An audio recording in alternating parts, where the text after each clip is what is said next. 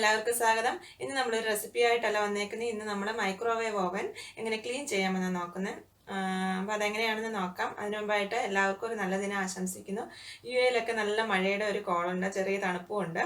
അപ്പം രാവിലെയൊക്കെ ചെറുതായിട്ട് മഴയുണ്ടായിരുന്നു. അപ്പം അങ്ങനെ മടി പിടിച്ചൊക്കെ ഇരിക്കുമായിരുന്നു. അപ്പോൾ എന്തായാലും ഇൻട്രോ ചെയ്യാമെന്ന് അങ്ങ് വിചാരിച്ചു, അങ്ങനെ വന്നതാ. അപ്പോൾ എല്ലാവരും എന്നും പറയുന്ന പോലെ തന്നെ എല്ലാവരോടും സബ്സ്ക്രൈബ് ചെയ്യാത്തവരുണ്ടെങ്കിൽ സബ്സ്ക്രൈബ് ചെയ്യുക, സബ്സ്ക്രൈബ് ചെയ്തവരാണെങ്കിൽ ഷെയറിലേക്ക് കമൻറ്റ് ചെയ്യുക. ഇനി നമ്മുടെ മൈക്രോവേവ് ഓവൻ എങ്ങനെ ക്ലീൻ ചെയ്യാമെന്നാണ് നോക്കുന്നത്. അപ്പം നമ്മൾ ബേക്ക് ചെയ്യുന്ന സമയത്തും ഇപ്പം കറികളൊക്കെ ചൂടാക്കുന്ന സമയത്തും ഈ ഓവനകത്തൊക്കെ ഓയിലൊക്കെ പറ്റിപ്പിടിച്ചിരിക്കാനൊക്കെ ചാൻസ് ഉണ്ട്. അപ്പോൾ അങ്ങനെയുള്ള അവസരത്തിൽ നമ്മൾ ഇത് ഓരോ പ്രാവശ്യവും ഉപയോഗിച്ചതിന് ശേഷം ഒന്ന് ക്ലീൻ ചെയ്ത് വെക്കണം. അപ്പോൾ അതിന് എങ്ങനെയാണ് ക്ലീൻ ചെയ്യുന്നതെന്ന് ഞാൻ കാണിച്ചു തരാൻ പോകുന്നത്. നമ്മൾ ക്ലീൻ ചെയ്യുന്നതിന് മുമ്പ്, ഓവൻ ക്ലീൻ ചെയ്യുന്നതിന് മുമ്പായിട്ട് നമ്മൾ സ്വിച്ച് ഓഫ് ചെയ്തിട്ട് അതിൻ്റെ പവർ പ്ലഗ് ഊരി മാറ്റി വെക്കണം. അപ്പോൾ ആദ്യം തന്നെ അത് ചെയ്യുക. ഇനി നമുക്ക് ഓവൻ ഓപ്പൺ ചെയ്തിട്ട് ഓപ്പൺ ചെയ്യുന്ന സമയത്ത് നമുക്ക് ഒരു ഗ്ലാസ് ട്രേ കാണാം. ഗ്ലാസ് ട്രേയും അതിനിടയിൽ ഒരു റിങ്ങും കാണാം. അപ്പോൾ ഇതെല്ലാം നമുക്ക് എടുത്ത് മാറ്റി വെക്കണം, പുറത്തോട്ട് മാറ്റി വെക്കണം. ഈ ഗ്ലാസ് ട്രേക്കകത്ത് സാധാരണ ഈ കറികളൊക്കെ ഈ പറ്റി പിടിച്ചിരിക്കാൻ ചാൻസ് ഉണ്ട്. അപ്പോൾ ഈ ഗ്ലാസ് ട്രേ ഊരി മാറ്റി വെച്ചിട്ട് ഇത് നല്ലപോലെ കഴുകി വൃത്തിയാക്കാം. ഇനി നമുക്ക് ചെറിയ ബൗളിലെടുത്തിട്ട് അതിനകത്ത് കുറച്ച് ഡിഷ് വാഷ് ഒഴിച്ചു കൊടുക്കുക. എന്നിട്ട് അതിനകത്തോട്ട് കുറച്ച് വെള്ളം കൂടി ഒഴിച്ചു കൊടുത്തിട്ട് അതൊന്ന് ഡൈല്യൂട്ട് ചെയ്തെടുക്കണം. എന്നിട്ട് ഒരു ചെറിയ കോട്ടൻ്റെ ടവൽ എടുത്തിട്ട് അതിനകത്ത് മുക്കി ഒന്ന് പിഴിഞ്ഞതിന് ശേഷം ഈ ഓവൻ തുറന്ന് നമുക്ക് എല്ലാ വശവും ഒന്ന് ക്ലീൻ ചെയ്തെടുക്കണം, ഒന്ന് തുടച്ചു കൊടുക്കണം. അതിനകത്തെ സൈഡും അതിന് മുമ്പായിട്ട് ആ റിങ് ഊരി മാറ്റുക.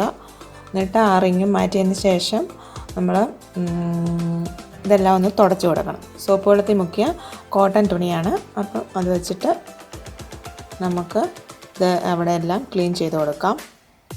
അതുപോലെ ഡോറിൻ്റെ അവിടെയുള്ള ഗ്ലാസ് ക്ലീൻ ചെയ്യുമ്പോൾ ശ്രദ്ധിക്കണം. അപ്പം സോഫ്റ്റായിട്ടുള്ള തുണി ഉപയോഗിച്ച് മാത്രം ക്ലീൻ ചെയ്യുക.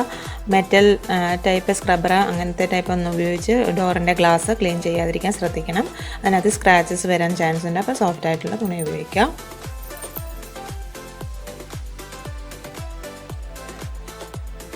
ഇനി നമുക്ക് ഈ തുണി ഒന്നും കൂടി നല്ല വെള്ളത്തിൽ പിഴിഞ്ഞതിന് ശേഷം വീണ്ടും രണ്ടാമത് ഇതുപോലെ തന്നെ എല്ലാ വശവും തുടച്ചെടുക്കുക.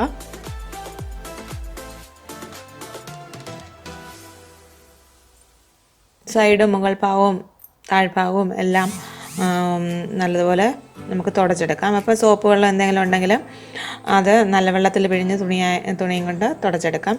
ഇനി നമുക്ക് ലാസ്റ്റിൽ ഒരു ടവൽ ഇതുപോലെ എടുത്തിട്ട്, സോഫ്റ്റായിട്ടുള്ള ടവൽ എടുത്തിട്ട് അതിനകത്തെ വെള്ളമെല്ലാം